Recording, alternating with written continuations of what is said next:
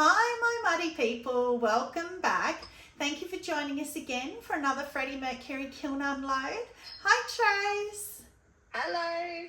I'm going to out her. She just told me it's pixelated and she's just going to lie. Yes. She has seen the top though. I did give her a sneaky peek so she'll know. But we're hoping it catches up. Internet here's so bad. So hopefully I can see her and hear her and she can hear me. So hopefully it's all good. No homework today. It's a miracle. Amazing. I know. And big things. So it's going to be a pretty quick one. We have the cricket grand final, not the grand final, sorry, the start of the finals of the 2020 cricket tonight, and my team's in there. Go the Sixers! Yay! I know, but it's a 2020. It's not tests. I will give you tests are boring. Hate tests, but no, 2020 is awesome. So Jane's husband Paul goes for the Perth team. I, of course, go for the Sydney team. So go the Sixers. All right, sneaky peek was done. Top is okay. Not great, but okay. So I just realised I don't have my book, so hopefully we can wing it. So this one, it's better as it's cooled. I like it better now. So this... I think I liked it more in the sneaky peek. Oh, that's weird. It's got a massive smiley face crack around. I don't know if you can you see me yet? Yeah. Otherwise you'll have to watch it back on your TV. It's got this massive smiley face crack around there. Is it just a crack in the glaze or a crack in the clay? It's not right through, but it's in the clay as well, I think. So it's only a fine... Bugger. It's definitely the clay. But it's right where one of the ripples is. It's one of my flop bowls. So you go, that's weird. So it's obviously... I didn't manipulate it. It's obviously when I flopped it, it hasn't been happy. So I've got a video on how to do that, how to make flop bowls. So if you want to know, lots of fun and a great way to use bowls that flop on you. You can keep going with them. So that is Norse blue all over, raspberry mist in the middle, teal drift on the rim, and Norse blue with teal drift dribbled over the back, and dark flux at the top and the bottom of the raspberry mist. So I did that on a Brucey mug and another mug and I really liked it. So I want to try it on a bowl. Doesn't matter if I like it or not now because it's got a massive big crack. Yeah, I'm not a fan of the raspberry mist. It's too, I don't know. On the mug, the dark flux covered it better and ran it better and blended it better. So me either. It's okay, but it's a bit too much like blood for me. So that is a pottery 5. Good 5. Nice 5. 5.5 is my forever goal with firing. So next shelf already. And we have got a true 6. 1 shelf difference. True 5 to a true 6. Interesting.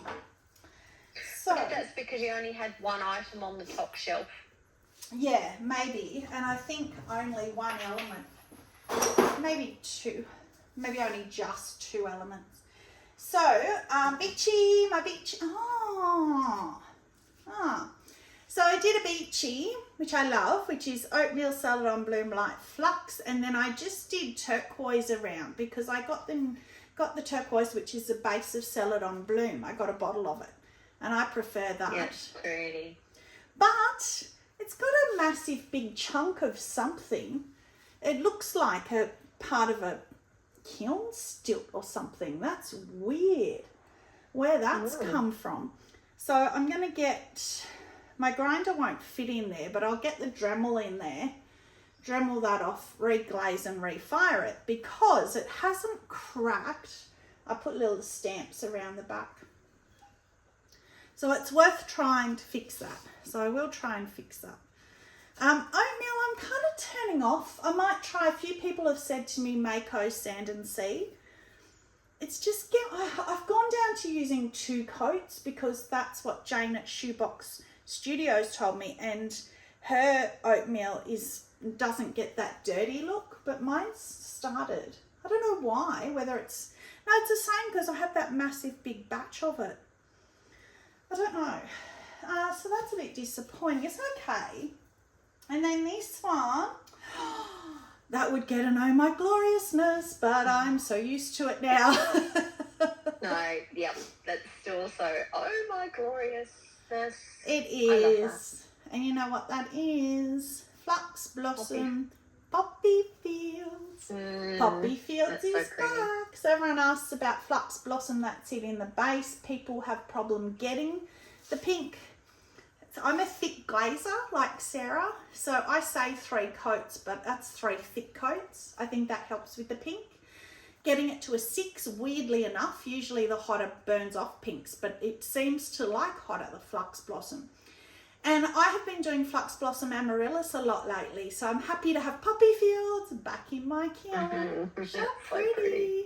So girly. I love that. And then I did the roller texture, the little flower roller on the foot. Cute. It is, but like I've got a little catch there and it just makes it more obvious. So I'm going to stop doing that, unfortunately, because I love it. But it just really makes those catches stand out. So, and also when you then grind it, it's going to lose it anyway. And it's probably going to look patchy. So, well, this is interesting because I did this bowl today. I made one of these bowls today, and when I was making it, I'm like, I'm sure I've made this bowl. And I looked through all my bone dry stuff, couldn't find it. Do you know why I couldn't find it? Because it's in here. Oh, that's funny. Look at how pretty that is. Oh, that's so pretty. That is pretty. That's not like you to not do brighter colours and stuff on the texture. I know. And do you know that was intentional? Because a couple of reasons. It's got a little tiny little crack there, but hand building this seems to be a thing. It's very frustrating. So I have to decide. I think that can just still go in my bargain bin because it's only up the top. It's not hurting the function of it. Because Jane gave me a little mini tutorial on glazing over texture. I've said this in my last Kiln Unload because I'm sick of celadons every time I have texture.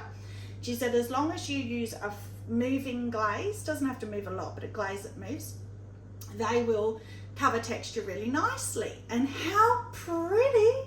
Yeah, because I like to still see the texture. I don't like when it's obscured. Well, you can easily see all the texture on that.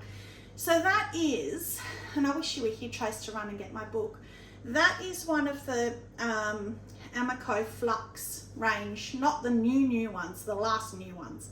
So there was Honeydew, which was the greener one, and then there was the bluer one. Oh, I know, I'll put it up here above my head, flashing, whatever it is when I get off this. I can't remember the blue one. That's pretty. Because I hadn't used it. Well, I hadn't used it. I've had it forever. Hadn't used it. Oh, that reminds me, my Spectrum order's on the way. We finally got the new Spectrums land in Australia. So everyone in Australia who's been waiting and dying, Pug Mill have them. They have heaps. Well, they've sold out of most already from what I've heard. But stay tuned for lots of boogie pink coming through. Boogie pink. I actually got a biscuit to put on and I'm keeping it for my Spectrum order to turn up. So the wonderful Brett at Pug Mill, harass him because he'll just yell at me. He's wonderful. He kept my order aside for me because I said to him, I'm so scared it's going to all sell out before I even notice you put it up on the website. He's like, oh, don't worry, I've got you, girl. So he put all my order aside, massive order. I'll do an unboxing when it turns up. So thank you, Brett. So grateful. So my entire order got filled. I'm a lucky girl. And he got me in the hot pink underglaze and the English rose underglaze and something else. So I can't wait. Interesting. And mine is in the underglaze that I wanted is in that lot. Is it? I can't remember what it was. No, not underglaze, the glaze, the blue. Underglaze, I mean. Blue Midnight blue, amaco. Midnight blue. I ordered that just for you for that piece because I knew you wanted it. And also Weeping Plum. How do I run? I ran out of soft red because I know I wasn't putting a spectrum order in because I was waiting for all the new ones to turn up and I didn't want to pay shipping. So I have run completely out of soft red. This is a rare kiln that won't have soft red in it. So I've got 2 bottles of that coming in this as well. And Weeping Plum I ran out of. So this one's interesting. This was the Brucey mug that had the bubble technique on it that had burnt out. So I refired it, but I've got some missing. I might have to refire it again. A couple of missing spots. So that is Obsidian with Smoky Merlot and Sapphire Float. The Sapphire Float's gone, which is interesting. You'd think Smoky Merlot would be the one to go. A little bit above the handle. There's a little bit above the handle, I think. Yeah. There's like a slight hint of it, but it's pretty much gone. My New Year's resolution, guys, and you can all hold me to it, is to hold my pieces like this and not make you all car sick spinning it round like this, because when I watch it back, I'm like, oh my God, would you just hold it still? You're driving me nuts. And I said that to her the other day, you've got to hold it still. Well, you can hold me to it as well. So yeah, it's much better, obviously, but it's weird. It's like little white flashes. It's almost okay. It's almost intentional because it's like inside as well. It's weird. It's not cruel, it's just like missing bits.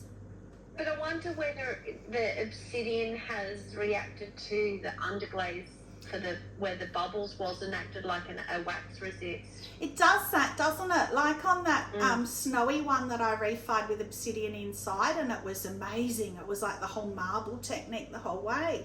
But I'm actually tempted to even put snow on there because I don't know if you can see in here. Yeah. It's almost like lightning. It actually looks really cool. I actually really like it. If you can see it in here. It kind of almost looks like smudges of clay, but it's not. I don't know what it is. That reaction trace is talking about. So it's all over inside, so I wouldn't have to do it, but I'm almost tempted to do lines of snow outside and go with it. Don't know. But Smoky Merlot over obsidian is so pretty. It is. When you think back to the last kiln unload for the section plate that I did all Smoky Merlot, and I like it. Over Honey Flux, Smoky Merlot is a stunning purple, but by itself it's not that attractive. That is another true 6. So I'm going to turn him back down. Turned him up, now I'm going to turn him back down. Turned him down, I'm turning him up. I don't know. I'm going warmer with him. Whatever. Alright, so that is that shelf done. I think there's only one shelf to go. This is the last one. Yep. Oh, pretty. There's pretties in here. So that is the little, I wasn't sure if that was if I had done that as a noodle bowl or not, but I did. The little matchy. That's cute. That is cute because I've done them both with the altered rim. I love that shape. That altered rim is so pretty. Yeah. I like the one where I go in as well. I've done that on one that's out there drying still, where I've gone out and in, so it's like my lotus leaf. Haven't done it for ages, so I kind of went, oh, that one's dribbled down but easy to get off. So that's pretty, so pretty. Flux Blossom Poppy Fields. And Sarah was saying she hasn't got Poppy Fields yet, but it's very similar to Amaryllis, which it is, but this Amaryllis has yellow in it, which is why I love this, because it doesn't have the big splobs of yellow. And more of Amaryllis is more of a browny, orangey, more orangey. It's got orange in it as well, yeah, but it's got those really bright crystals of yellow, and you'll just get 1 or 2, and if it's in the wrong spot, it's really wrong. So this one is the same Flux Blossom with Poppy Fields over, but a yarn bowl instead of a noodle bowl. So this is, guys, just looking at the bottom, it's got a chunk as well, which is fine. That's it, really easy to grind off, but it's funny that a couple of them have got that. Yarn bowls for me, and I know it's all area specific, so popular. you know, granddaughters love buying them for their nana. It's like an easy gift, especially at Christmas. So I sold out. That's why I've made a few now. They're very easy to make and they are very popular. So talking about yarn dolls. So that's the same blue that I will put in flashing lights above my head. Not the honeydew, but in the same range. I think the honeydew is the green one. But you can see here the wave that we love. Where I've done another coat and not brought it the whole way down because I have wanted not to have it run off. That is another, see there, that wave there, isn't that pretty? That is very pretty. Another New Year's resolution that I have made with myself and with Sarah Walton's help. I am trying to get to do this, to keep my layers up higher so that I'm not running off as much.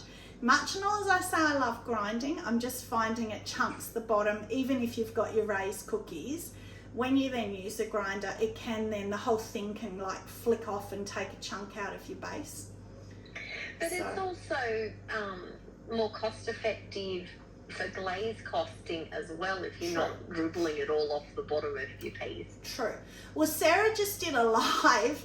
I actually caught the live from the start. It's the first time I've done that. And I didn't catch it from the start, but I sneakily logged in while I was at work while my boss was out of the office. Don't tell anyone. Well, I was actually off sick that day, but I can say that because I was sick, so it was perfect because I was sitting on my lounge feeling unwell, and then this thing popped up that she was going live. I was like, yay, something for me just to sit here and feel sorry for myself. It went for 2 hours and 40 minutes. I think it was the longest, well, it's definitely the longest video I've watched, but I think it was her longest live. But it was great. Everyone was chatting and having a great time. But it was a glazing one. And I said, oh, this is so weird. I was going to DM you and ask you about this. So she speaks about that on there as well. But basically just 2 coats. And if you have to do a third, just taking it kind of halfway. Which I love that wave anyway. It's just that point of interest that I love. So they're the same colour. The same unknown colour. You guys know before me. But this one is the other one I'm talking about, honeydew. That's not really me, but I think somebody will like it. It's like that retro 70s green. I don't mind That's it. pretty though. Yeah. I did that on a mug, and remember I said it looked very similar to seaweed over honey flux. I had done 2 mugs, one in honey flux then seaweed and the other one just honeydew, and they were very, very, very similar. So that is actually on a mug, looks really pretty, and if you can get it to drip and dribble. It's got a couple of little brown crystals in the bottom, which is a bit weird. I don't know where they've come from. And then I've just got the little, and see, that hasn't dribbled off because again I kept my layer up, so they're beautiful. They haven't caught or dripped or dribbled at all. And I did, my teacher Trace and I went and did a hand building class, and he had a what's the word, like an expo there of all his work, and he had the whole range. He'd started to do this flat rim, real squared off flat rim, and I really loved it, so I decided to try and do that on this piece. So I said to him, I'm going to try that. And yeah, I love it. I don't know that it's as, well, I guess so. It's not as obvious as his, but it is. So the edge is still kind of rounded because you don't want it to chip off. But it's just more flat than rounded on the top. So the corners, corners are rounded, but the top is flat. Yeah, just kind of just taken off the edge, just a tiny bit, because I really didn't want it to look rounded. But that's pretty. That colour is pretty. The more I look at it, that'd be a nice layering colour. But somebody will like that because it's plain. So honeydew, and I can't remember what the other one is, which is really going to annoy me. So that's it already. So that, oh, hang on, cones. Well, it's a 6 again. It's a perfect 6 through the kiln except for the top shelf. So I'll turn it down a bit because I love 5.5. 6 is fine. There's no problem with it. So, I mean, I don't really have a kiln favourite. I guess that learning, that's my kiln favourite. You know I love learning and learning how to glaze on texture without using a Celadon. I'm enjoying when I'm getting success. That's so pretty. And I love the colour too. As Trace said, it's very subtle for me, but I love it. Yes, but what I like about it versus the celadons is that it is one solid colour. So with the celadons, when you put it on texture, the texture shows through because the celadon breaks. So it's either white or a different colour to the celadon colour. Like with cobalt, it breaks white, which looks good. It's nice, but it does. it's just different. No, it does. It looks good, but that's why, like, it's nice to have it just all uniform as well. Yeah. Just as a point of difference. And I want to try and do one with raspberry mist lavender mist, because you know how Karen at Barehead Pottery discovered that it breaks pink. So I'm going to want to try that on a texture and see what it does. See if it breaks pink on the texture, because that could be really pretty too. So that's it. Really like that. Really like that colour. Okay, so I'm going to put a bisque on, but I'm going to keep it for my Spectrum order, and I'm going to do an unboxing for you guys when it turns up. Yay! So, thank you very much for joining. Stay muddy and have a magic day. Bye!